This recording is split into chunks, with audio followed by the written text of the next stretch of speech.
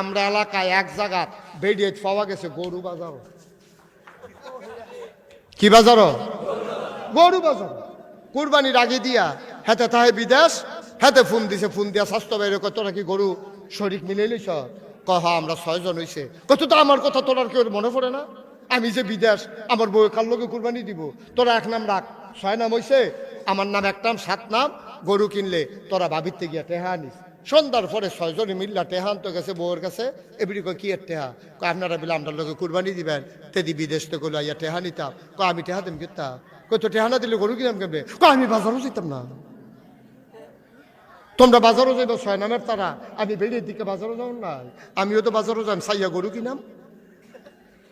এখন 6 বেড়ায় অটোর মধ্যে চারিগুলো গুল হইয়া বইছে, বেড়িরে মাই দেব আইছে। কোরবানির আগে কোরবানি হইয়াছে গীতে আছে।